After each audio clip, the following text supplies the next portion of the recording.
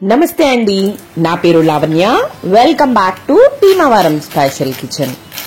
ఈ రోజు నేను మీకు 3 రకాల గారెల్ని ఎలా ప్రిపేర్ చేసుకోవాలో చూపిస్తున్నానండి.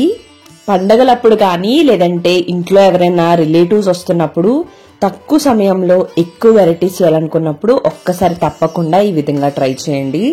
ఆవడి కూడా ఎక్కువ టైం తీసుకోకుండా అరగంటలోనే తయారైపోతుంది.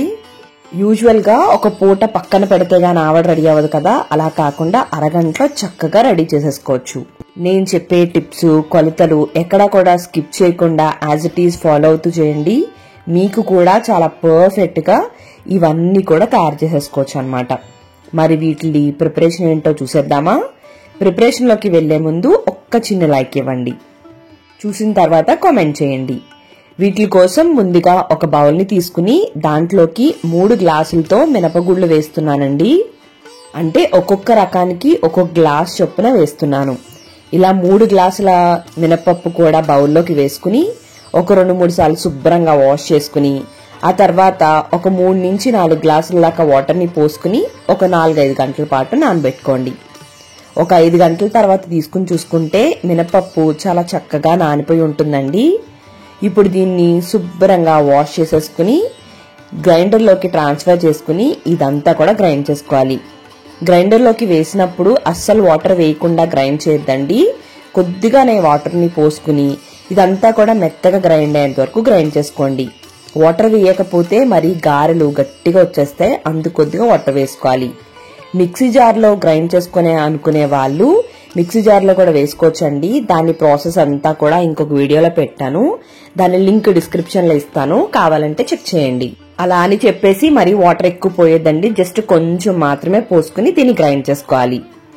మినపప్పు గ్రైండ్ అయ్యే లోపుగా ఆవడ ప్రిపేర్ చేసుకోవడానికి కొన్ని ప్రిపరేషన్స్ చేసుకోవాలి కదండి. దానికోసం స్టవ్ ని ఆన్ చేసుకుని పాన్ ని పెట్టుకుని 2 టీ స్పూన్స్ ఆయిల్ వేసుకుని ఆయిల్ హీట్ అయిన తర్వాత 1/2 టీ స్పూన్ ఆవాలు, 1/2 టీ స్పూన్ జీలకర్ర, 3/4 టీ స్పూన్ మినప్పప్పు, అలానే 3/4 టీ స్పూన్ పచ్చిశనగపప్పు, ఒక ఎండుమిర్చి, అలానే ఒక పచ్చిమిర్చి, అలానే ఒక అంగుళం అల్లాన్ని తీసుకుని ఇలా తురుముకుని వేసుకోండి. అలానే ఒక 2-3 రెమ్మల కరివేపాకు కూడా వేసుకుని ఇవన్నీ కూడా దోరగా వేగేంత వరకు కూడా వేయించుకోండి. ఇవన్నీ కూడా ఇలా వేగిపోయిన తర్వాత దీంట్లోకి ఒక 1/2 టీ స్పూన్ దాకా కూడా పసుపుని వేసుకుని ఈ పసుపుని జస్ట్ ఒక 30 సెకండ్ల పాటు ఫ్రై చేసుకుని ఇది అంతా కూడా పూర్తిగా చల్లారేంత వరకు కూడా పక్కకు పెట్టేసుకోండి.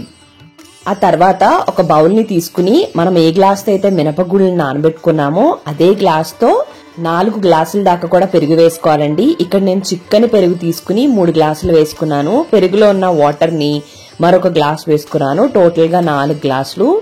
ఎక్కడా కూడా ఉండలు లేకుండా ఇదంతా బాగా కలుపుకోవాలి. మీకు ఆవడ లిక్విడ్ మరీ పలుచగా కావాలి అనుకుంటే మరొక గ్లాస్ దాకా కూడా వేసుకోవచ్చు. కానీ ఎలా అయినా సరే ఇలా ఫ్లోయి కన్సిస్టెన్సీలో ఉండేలాగా తప్పకుండా చూసుకోండి. ఇలా కలుపుకున్న దాంట్లోకి తగినంత సాల్ట్ వేసుకుని మరొకసారి బాగా కలిపేసుకోండి. సాల్ట్ మరి ఎక్కువ వేయద్దండి, మళ్ళీ గారెల్లో కూడా వేస్తాం కాబట్టి చూసుకుని వేసుకోండి. ఇప్పుడు మనం ముందుగా తాలింపు పెట్టుకున్నాం కదా, అది పూర్తిగా చల్లారిపోయిన తర్వాత ఈ పెరుగులోకి వేసేసుకుని అలానే కొద్దిగా కొత్తిమీర వేసుకుని మరొకసారి ఇదంతా కూడా కలిసేలాగా బాగా కలిపేసుకోండి. కొత్తిమీర మాక్సిమం స్కిప్ చేయకుండా ట్రై చేయండి, కొత్తిమీర వల్ల టేస్ట్ చాలా చాలా బాగుంటుంది. ఇలా కలుపుకుని పెట్టుకున్న దాన్ని పక్కగా పెట్టేసుకోండి. ఇప్పుడు చేతిని తడుపుకుంటూ గారెల పిండి మనం చూసుకుంటే గనక చేతికి అంటుకోకుండా ఉంటుందన్నమాట. చూసారు కదండి, ఈ విధంగా గ్రైండ్ చేసుకోవాలి. ఇలా మెత్తగా కొద్దిగా జిగురుగా తగులుతూ ఉండాలి. అండ్ కన్సిస్టెన్సీ కూడా చూసారు కదండి, ఇలా ఉంటే పర్ఫెక్ట్ గా ఉన్నట్టు. ఇప్పుడు ఈ రుబ్బుకున్న పిండిని సెపరేట్ గా 3 బౌల్స్ లోకి ఈక్వల్ గా తీసుకుంటే అన్ని రకాల గారెలు వేసుకోవడానికి కూడా ఈజీగా ఉంటుంది. ఒకటి వేసుకునే టైంకి ఇంకోటి పిండి లూజ్ గా అయిపోతుంది కాబట్టి మిగతావి ఫ్రిడ్జ్ లో పెట్టుకుని ఒకటి మాత్రం రెడీగా పెట్టుకోండి. ముందుగా పాకం గారెలు వేసుకుందామండి. దానికోసం స్టవ్ ని ఆన్ చేసుకుని ఒక గిన్నెని పెట్టుకుని దాంట్లోకి మనం ఏ గ్లాస్ తో అయితే మినపగుళ్ళు తీసుకున్నామో ఆ గ్లాస్ తో గ్లాసుంపావు దాకా కూడా ఇలా బెల్లాన్ని వేసుకుని అలానే ఒక 3/4 గ్లాస్ వాటర్ ని పోసుకోండి. మీకు పాకం ఎక్కువగా కావాలనుకుంటే ఫుల్ గ్లాస్ కూడా వేసుకోవచ్చు. ఇప్పుడు సిమ్ లో పెట్టుకుని ఈ బెల్లం అంతా కరిగి ఇలా మరగనిస్తే సరిపోతుంది. ఇలా మరుగుతున్నప్పుడు ఒక 2 నిమిషాల పాటు అలా మరగనిస్తే కొద్దిగా జిగురుగా తగులుతూ ఉంటుందండి. ఇలా వస్తే చాలు, ఇంకెటువంటి పాకం రావసరం లేదు. వెంటనే స్టవ్ ని ఆఫ్ చేసుకుని మూత పెట్టుకుని పక్కకు తీసేసుకోండి.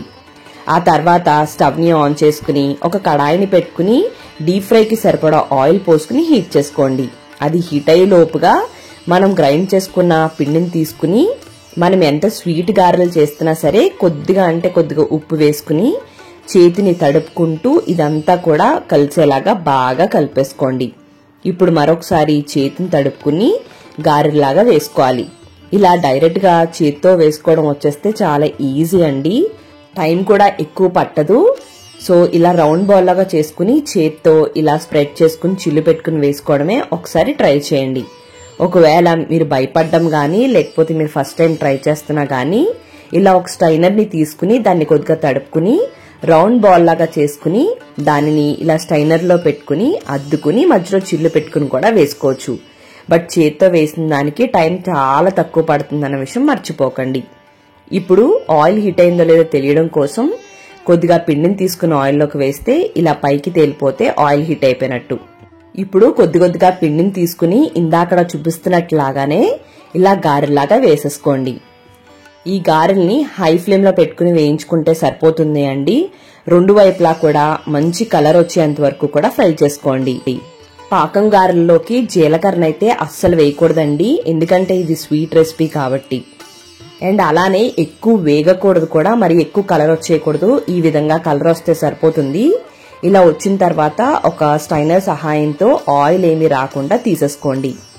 ఇలా తీసుకున్న వెంటనే కొద్దిగా ఆయిల్ కింద దిగేంత వరకు కూడా పక్కకు పెట్టేసుకుని ఆ తర్వాత దీన్ని మనం ముందుగా పాకం రెడీ చేసుకున్నాం కదండి, దాంట్లోకైనా వేసుకోవచ్చు. లేదంటే ఇలా వెడల్పుగా ఉన్న దాంట్లోకి వేసుకుని ఈ పాకం అంతా కూడా దీంట్లోకి వేసుకోండి. ఈ పాకం కంపల్సరీ కొద్దిగా వేడిగానే ఉండాలి అండి. ఒకవేళ వేడిగా లేకపోతే ఒకసారి వేడి చేసుకుని అప్పుడు దీంట్లోకి ట్రాన్స్ఫర్ చేసుకోండి. ఇలా మొత్తం అంతా కూడా పాకం వేసుకున్న తర్వాత మూత పెట్టుకుని ఒక 5 నిమిషాల పాటు పక్కకు పెట్టేసుకోండి.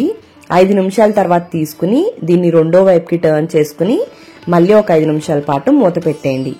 ఎక్కువ క్వాంటిటీలో చేస్తున్నప్పుడైతే పాకంలో గారెలు ముంచేసి ఒక 5 నిమిషాలు ఉంచేసుకుని పక్కకు తీసేసి రెండో వాయ పాకంలో వేసేసేయచ్చు. చూసారు కదండి, ఒక 5 నిమిషాల తర్వాత చూస్తే ఇలా చక్కగా పాకం పీల్చేస్తుంది. ఇప్పుడు ఆవడ గారెల కోసం పిండిని తీసుకుని దాంట్లోకి తగినంత సాల్ట్ అలానే 1/2 టీ స్పూన్ జీలకర్రను వేసుకుని చేతిని తడుపుకుంటూ ఇదంతా కలిసేలాగా బాగా కలిపేసుకుని గారెల్లాగా వేసేసుకోండి. వేసుకుని మధ్య మధ్యలో కలుపుకుంటూ 2 వైపులా కూడా మంచి కలర్ వచ్చేంత వరకు వేయించుకోండి. ఈ విధంగా కలర్ వచ్చేసిన తర్వాత ఒక స్టైనర్ సహాయంతో వీటిని జాగ్రత్తగా తీసేసుకుని వెంటనే వీటిని ఒక బౌల్లో వాటర్ ని పోసుకుని దాంట్లోకి ట్రాన్స్ఫర్ చేసేసుకోవాలి. వేడిగా ఉన్నప్పుడే వాటర్లోకి వేసేసుకోవాలండి. ఇలా వేసేసుకుని ఒక 3-4 నిమిషాల పాటు వీటిని అలానే వదిలేసేసేయండి. ఒక 3-4 నిమిషాల తర్వాత తీసుకుంటే ఈ వాటర్ బాగా పీల్చేస్తుందండి. మరీ ఎక్కువ పిండేయద్దు, కొద్దిగా మాత్రమే పిండుకుని మనం ముందుగా రెడీ చేసి పెట్టుకున్న పెరుగు తాలింపులోకి ఇదంతా కూడా వేసేసుకోండి. ఇలానే గారెలు వేయించుకుని అన్నిటిని కూడా వాటర్లో వేసుకుని ఒక 3-4 నిమిషాల తర్వాత వాటర్ ని పిండుకుని ఇలా పెరుగులోకి వేసేసుకుని ఒక అరగంట పాటు పక్కకు పెట్టేస్తే సరిపోతుందండి. ఇవి పర్ఫెక్ట్ గా రెడీ అయిపోతాయి. ప్రసాదాలు అప్పుడైతే మనం చేసేసుకుని పూజ చేసుకునే టైంకి ఇవి రెడీ అయిపోతాయి అన్నమాట. చూసారు కదండి, నేను అరగంట తర్వాత చూపిస్తున్నాను ఎంత పర్ఫెక్ట్ గా నానిపోయి ఉన్నాయో. మీకు గనక ఎక్కువ లిక్విడ్ గా కావాలి అనుకుంటే ఇంకాస్త పెరుగుని లిక్విడ్ లాగా యాడ్ చేసేసుకోండి. ఇప్పుడు వీటిని కట్ చేసి చూపిస్తున్నానండి. ఎంత ఈజీగా స్మూత్ గా కట్ అయిపోతున్నాయో చూసారు కదండి. ఈ పెరుగు గారె చేస్తున్నప్పుడు కంపల్సరిగా గుర్తుంచుకోవాల్సిన విషయం, గారెలు వేడిగా ఉన్నప్పుడు మాత్రమే వాటర్లోకి వేసుకుని ఒక 3-4 నిమిషాల పాటు ఉంచుకుని తర్వాత పెరుగులోకి వేసుకుంటే ఇవి పక్కాగా పర్ఫెక్ట్ గా వచ్చేస్తాయి. ఇప్పుడు నార్మల్ గారెలు చేసుకోవడం కోసం పిండిని తీసుకుని దాంట్లోకి తగినంత సాల్ట్ అలానే 1/2 టీ స్పూన్ జీలకర్రను కూడా వేసుకుని కలుపుకోండి. మనం ప్రసాదం చేస్తున్నప్పుడు దీంట్లోకి ఉల్లిపాయలు అస్సలు వేయకూడదండి. కావాలనుకుంటే అల్లం, పచ్చిమిర్చి, కొత్తిమీర, కరివేపాకు లాంటివి వేసుకోవచ్చు, కానీ ఉల్లిపాయలు అయితే వేయకూడదు. వీటిని ఆయిల్లోకి వేసుకుని 2 వైపులా కూడా మంచి కలర్ వచ్చేంత వరకు కూడా ఫ్రై చేసేసుకుని ఒక స్ట్రైనర్తో తీసుకుని సర్వ్ చేసేసుకోండి. గారెలు బయట క్రిస్పీగా లోపల మెత్తగా చాలా చాలా పర్ఫెక్ట్గా వస్తాయండి. తప్పకుండా ఈ టిప్స్ని పాటిస్తూ ఇలా గారెలు, ఆవడ గారెలు, అలానే పాకం గారెలు తప్పకుండా ట్రై చేసి ఎలా వచ్చినాయో కామెంట్ బాక్స్లో తెలపండి. మరి మీకు ఈ వీడియో నచ్చినట్టయితే లైక్ చేయండి. అలానే మీ ఫ్రెండ్స్కి, ఫ్యామిలీ మెంబర్స్కి అందరికీ షేర్ చేయండి.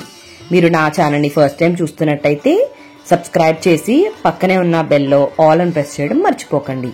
థ్యాంక్ యూ అండి. మళ్ళీ వీడియోలో కలుద్దాం.